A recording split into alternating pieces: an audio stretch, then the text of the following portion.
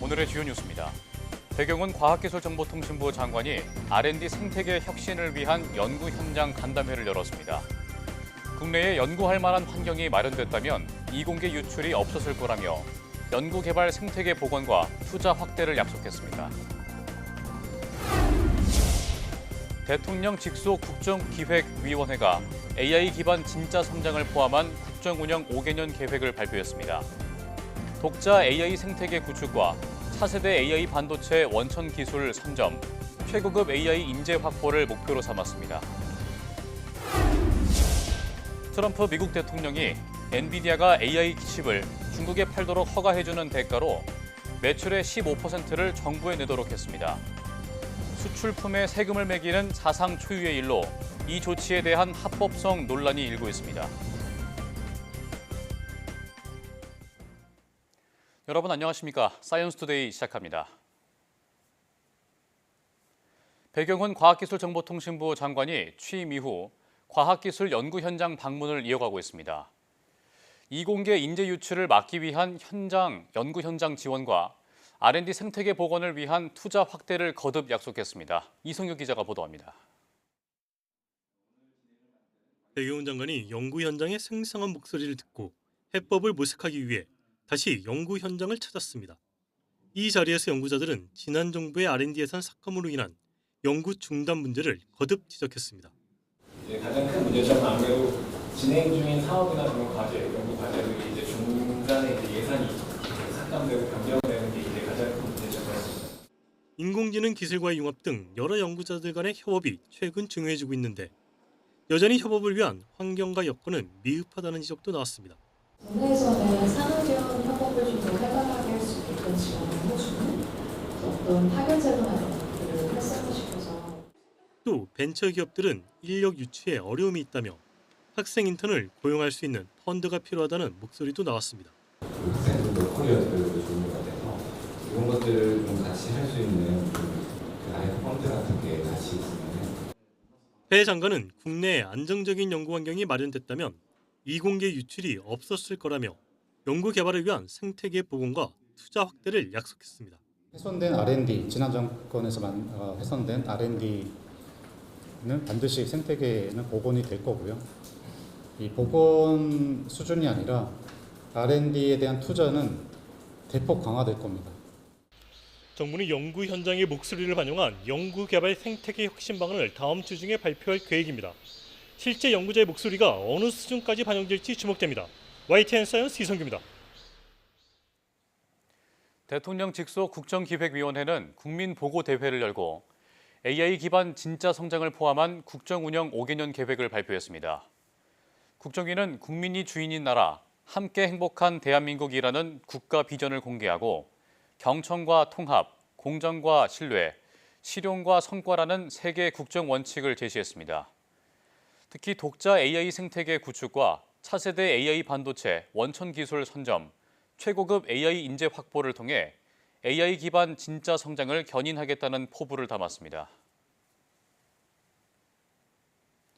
정부가 이동통신 3사와 함께 민관의 인공지능 분야 투자 확대 방안을 논의했습니다.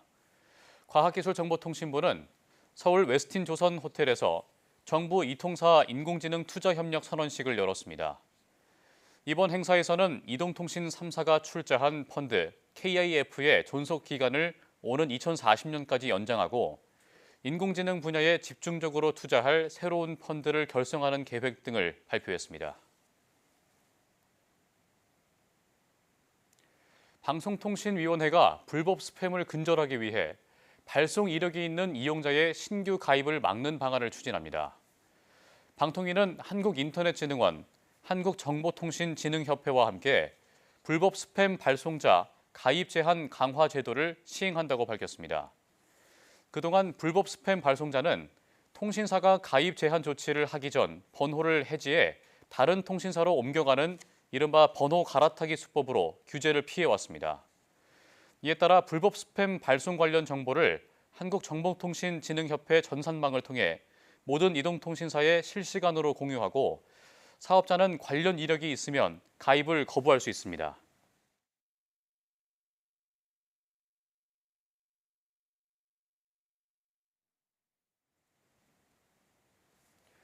올해 30회를 맞은 로봇들의 스포츠 축제 로보 월드컵이 대구에서 개막했습니다. 17개 나라 1,000명 가까운 로봇 인재가 모여 스포츠로 경쟁하며 기술을 나눴습니다. 이윤재 기자가 보도합니다. 사람을 닮은 휴머노이드 로봇이 조심스레 공을 손 위로 올립니다. 다시 걸음을 조금씩 옮겨 자세를 잡고 공을 던지자 그대로 골대로 빨려 들어갑니다. 많은 참가 로봇이 공을 던지고 또 던졌지만 골대를 비켜간 끝에 캐나다 팀 인공지능 로봇이 극적으로 성공한 겁니다. So a lot of practice, like refining. Like the team and I stayed in the lab very late, especially before this. Very, very happy. I was hoping that we'd get one, and we ended up doing it, even with a rough start. 다른 경기장에선 로봇들이 달리기를 준비합니다. 3m 트랙으로 가는 짧은 코스지만 로봇이 넘어지지 않고 빠르게 완주하게 하려고 밤낮 없는 노력을 쏟았습니다. 주변에 있는 다른 팀들이 다 외국 팀이다 보니까 또 좀 긴장도 되고 하는데 저희가 최선을 다해서 한번 좋은 성적 거둬보도록 노력하겠습니다. 올해 30회를 맞는 로봇들의 스포츠 축제 로보 월드컵이 대구에서 열렸습니다. 세계 17개 나라 1,000명 가까운 선수가 직접 프로그래밍한 로봇으로 46개 종목에서 승부를 겨룹니다. 대구시는 이번 국제대회를 발판으로 로봇 선도도시로서의 위상을 다져나간다는 계획입니다. 서로 교류도 하고 로봇 기술에 대해서 토의도 하면서 서로 로봇 기술을 향상시키고 앞으로 세계 로봇 시장의 동향이라든지 트렌드를 짐작할 수 있는 그런 넘어지고 실패하면서 실력을 쌓고 기술을 나누는 이번 대회는 오는 15일까지 이어집니다. YTN 이윤재입니다. 트럼프 미국 대통령이 엔비디아가 저사양 AI 칩을 중국에 팔도록 허가해주는 대가로 매출의 15%를 정부에 내도록 했습니다. 수출품에 세금을 매기는 사상 초유의 일로 법적인 문제는 물론 장기적으로 중국 시장에서 불리할 수도 있다는 지적이 나옵니다. 권영희 기자가 보도합니다. 앞으로 엔비디아는 중국의 H20 칩을 팔면서 정부에 매출 15%를 내야 합니다. 모든 세금을 이미 다 내고 있는 상황에서 추가 비용이 발생하게 됐습니다. 시장에선 15%를 뜯겨도 세계 최대 시장인 중국의 수출을 다시 시작하면 실적이 개선될 수 있다고 기대합니다. The new, pretty unusual kind of collaboration, if you want to call it that, between AMD and NVIDIA and the U.S. government. So I think markets, again, sitting right near all-time highs, sentiment has caught up to price. 트럼프의 이번 조치는 당장 합법성 논란을 불러왔습니다. 미국 헌법은 연방 정부가 수출품에 대해 세금이나 관세를 부과하는 것을 금지합니다. 국가 안보를 이유로 금지했던 AI 칩 수출을 돈을 받고 팔았다는 비난도 커지고 있습니다. 그러나 트럼프는 한술 더 떠 고사양 칩도 성능만 낮추면 중국에 수출할 수 있도록 할 생각입니다. Mr. Blackwell is super duper advanced. I wouldn't make a deal with that, although it's possible I'd make a deal a somewhat enhanced in a negative way.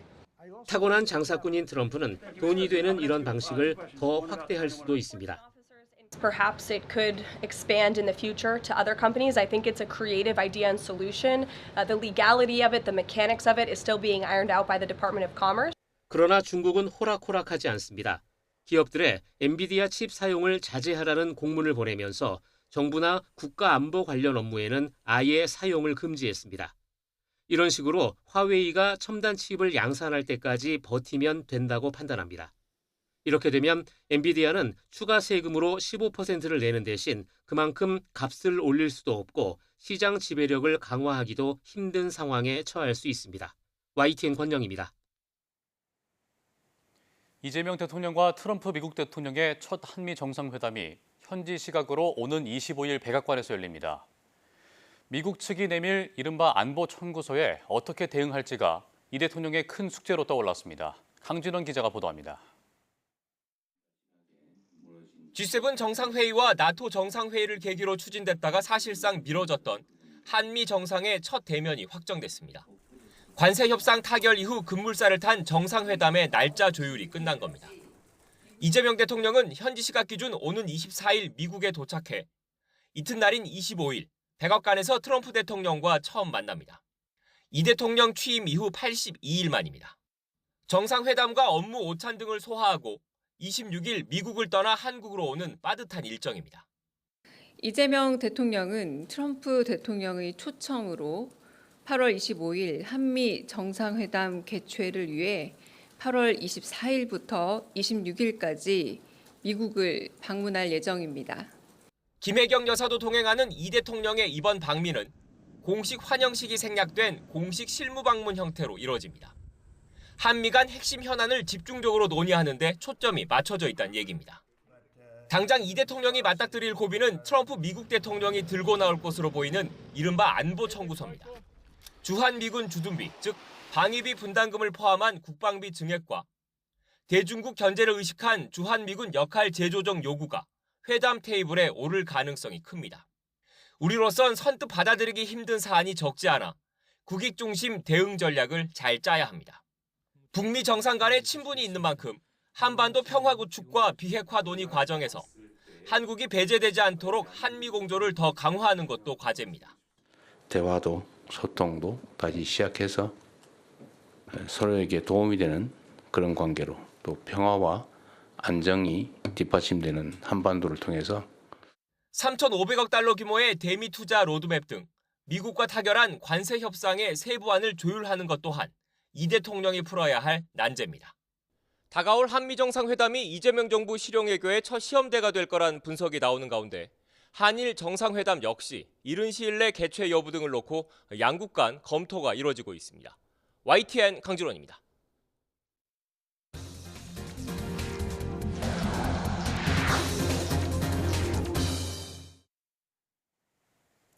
은행을 포함한 모든 금융권 가계대출이 지난달 2조 원 늘어나 넉 달 만에 가장 낮은 오름폭을 나타냈습니다.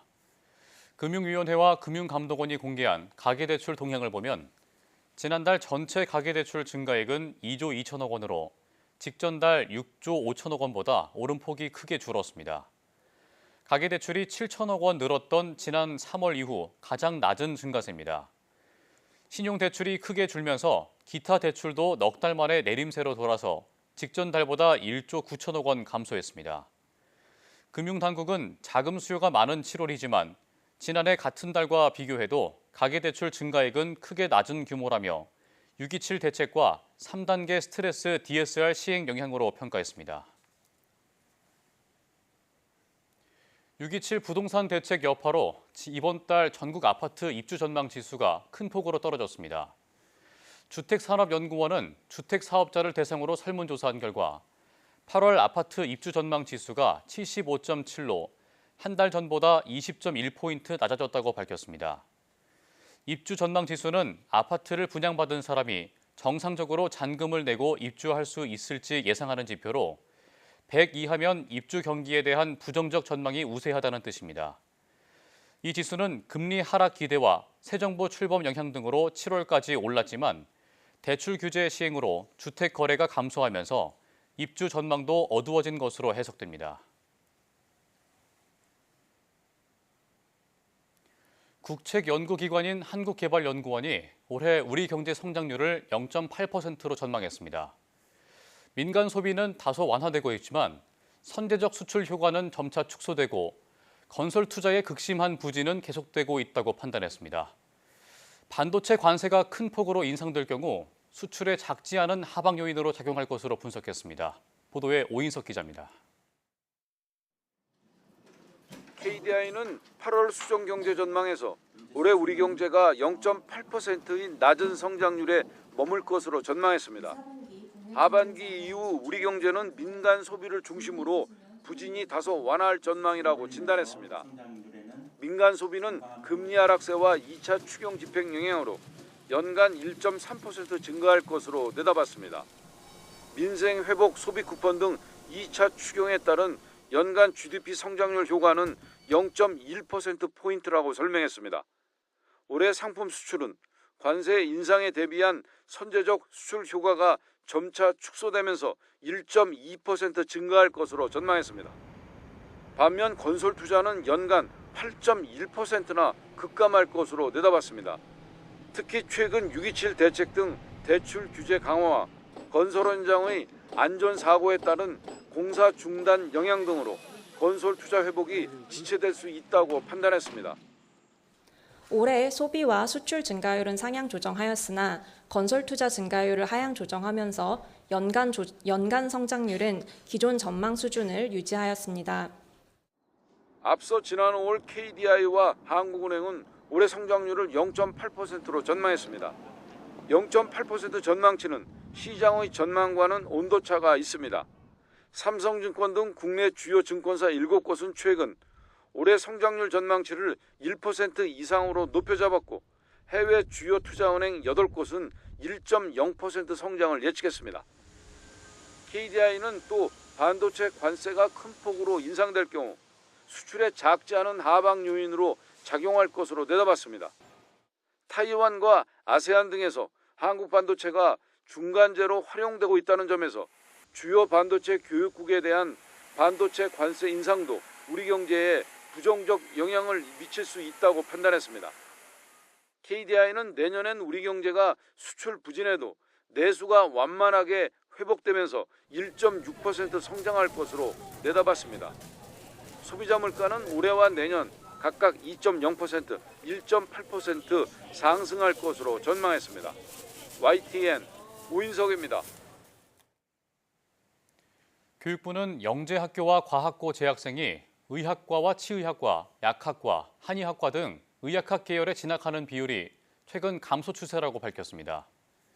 2025학년도 대입에서 의학학 계열에 진학한 재학생은 영재학교의 경우 2.5%, 과학고는 1.7%로 24학년도와 비교해 각각 1.6%포인트, 0.4%포인트 감소했습니다.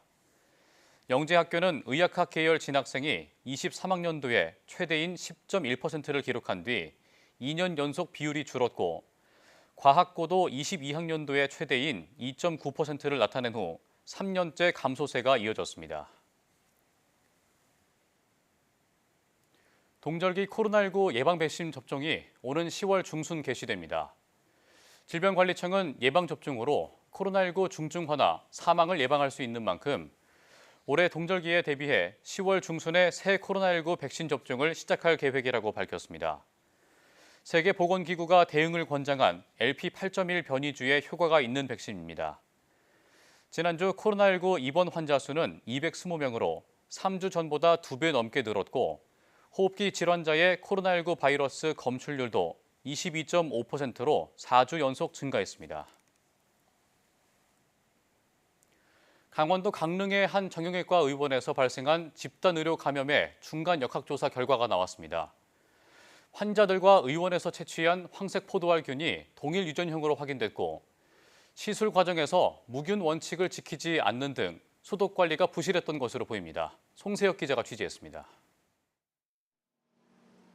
강원도 강릉의 한 정형외과 의원에서 허리 통증 완화 시술을 받은 뒤 심한 통증과 의식 저하 증상 등을 보인 환자는 현재까지 23명입니다. 이 가운데 1명이 숨졌고 중환자 5명을 포함해 17명이 입원 치료받고 있습니다. 역학조사 결과 사망자를 포함한 환자 5명과 의원에서 채취한 검체 3건에서 같은 유전형의 황색 포도알균이 검출됐습니다. 검체는 의원 종사자 1명과 접수실 컴퓨터 마우스, 시술실 카트 상판에서 나왔습니다. 이 의료기관 내에 시술로 인한 건 맞다. 다만 어떤 시술인지 어떤 기구인지에 대해서까지 말씀드리기는 어려운 단계다. 보건당국은 같은 감염원이 병원 내에서 여러 환자에게 전파돼 집단 감염이 발생했을 가능성이 큰 것으로 보고 있습니다. 시술 과정에서 무균 원칙이 지켜지지 않고 소독 물품 관리도 부적절했던 것으로 추정됩니다. 손 씻기라든지 무균술 자체가 깨져버린 거죠. 그래서 그 과정에서 어떻게 오염이 됐을 가능성이 높을 거라고 추정하고 있습니다. 최근 2달간 이 의원에서 시술받은 고위험 환자는 모두 663명입니다. 보건당국은 지역 사회 전파 위험이 없다고 판단했지만 추가 감염 증상자를 파악하기 위해 건강 모니터링을 계속하고 있습니다. 또 황색 포도알균은 건강한 사람 피부에서도 발견되는 흔한 균이라며 과도한 불안으로 필요한 치료를 미루지 말 것을 당부했습니다. 강릉시 보건소는 최종 역학 조사 결과가 나오는 대로 행정 처분을 내리고 경찰 수사 의뢰 여부도 검토할 계획입니다. YTN 송세혁입니다. 정부가 중대재해를 줄이기 위해 산업안전법을 위반한 업체에 경제적 불이익을 강화하는 내용으로 노동안전종합대책을 마련합니다. 고용노동부는 안전보건조치 위반에 대해 실효성 있는 제재가 이루어질 수 있도록 과태료를 부과하는 방안과 함께 반복적이거나 다수의 사망사고가 난 법인에 과징금을 물리는 제도를 도입하기로 했습니다. 동시에 2명 이상 사망사고가 난 건설사에 영업 정지와 입찰 제한 요청을 할 수 있는 법도 개정해서 연간 다수 사망사고가 난 업체까지 확대할 계획입니다. 또한 영업정지 요청 이후에도 사망사고가 재발한 건설사에 대해서는 등록 말소를 요청할 수 있도록 규정을 신설할 방침도 밝혔습니다. 숙박예약 플랫폼 여기어때와 야놀자가 숙박업체들이 낸 광고비로 발행한 할인 쿠폰을 맘대로 소멸시켰다가 공정거래위원회로부터 제재를 받았습니다. 이들이 7년 넘게 소멸시킨 할인 쿠폰은 400억 원어치에 이릅니다. 이승은 기자가 보도합니다. 대표적 숙박 예약 플랫폼인 여기어때와 야놀자. 수수료와 별도로 2017년부터 주로 모텔을 대상으로 한 달에 100만 원에서 400만 원 광고비를 받고 객실을 플랫폼에 노출해주고 받은 돈의 10에서 29%는 할인 쿠폰으로 발행했습니다. 그런데 야놀자는 통상 한 달인 광고 계약 기간이 끝나면 미사용 쿠폰을 소멸시켜버렸습니다. 계약을 연장하면 한 번에 한해 남은 쿠폰 잔여액을 다음 달에 재발급해줬습니다. 특히 여기어때는 쿠폰 유효 기간을 하루로 정해 당일 쓰지 않은 쿠폰은 바로 소멸시켜버렸습니다. 업주들은 이런 계약 조항 자체를 잘 몰랐습니다. 지난 7년간 소멸된 쿠폰 금액은 여기어때가 359억 원, 야놀자는 12억 원으로 추산됐습니다. 안 하면 망하고 하면은 적자고 그게 울며 겨자 먹기로 또 그 사람들이 어쩔 수 없이 하게 만들어놨잖아요. 직영점, 체인점을 만들어놓고 주변에서 손님을 다 끌어가다 보니까 그렇게 힘이 듭니다, 지금. 공정거래위원회는 압도적인 시장 점유율을 지닌 두 플랫폼이 거래상 지위를 남용한 불공정 행위를 했다며 시정 명령과 함께 과징금 15억 4천만 원을 부과했습니다. 특히 여기어때에는 공정거래법상 최고액인 10억 원을 부과했습니다. 입점업체는 쿠폰 비용의 일부 또는 전부를 이미 광고비에 포함하여 지불하였음에도 미사용 쿠폰이 소멸됨에 따라 금전적 손해를 입었으며 이러한 두 플랫폼의 미사용 쿠폰 소멸 정책은 정상적인 거래 관행에도 부합하지 않습니다. 공정위는 할인 쿠폰 소멸 시한을 연 단위로 늘리거나 남은 쿠폰 환급 방법 등 보존 조치를 계약서에 명시해야 한다고 밝혔습니다. YTN 이승은입니다. 숙박 플랫폼들에 대한 공정위 제재에 옛 야놀자 플랫폼을 합병한 놀유니버스는 거래상 지위를 남용했다는 것과 전혀 무관한 이슈로 제휴점은 충분한 설명을 듣고 자의적으로 광고 상품을 구매했다고 반박했습니다.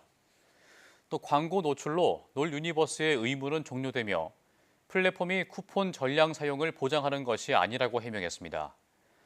반면 여기어때는 여행 플랫폼과 숙박업계의 상생 방안을 고민하며 공정위 주문을 성실히 이행하겠다며 플랫폼과 제휴점의 생태계가 건강하게 성장할 수 있도록 노력하겠다고 밝혔습니다. 대한적십자사는 최근 후원자 김거석 씨가 1억 6천만 원 상당의 비트코인 1개를 기부했다고 밝혔습니다. 이번 기부는 금융위원회가 비영리 법인의 가상자산 기부금 현금화 목적 거래를 허용한 뒤 나온 첫 고액 디지털 자산 기부 사례입니다. 적십자사는 이 비트코인을 취약계층 의료 지원과 집중호우 피해 지역 복구에 사용할 예정입니다. 김 씨는 지난해 1억 원 기부를 시작으로 10억 원 기부를 약정해 대한적십자사 10억 클럽 1호 회원이 됐습니다.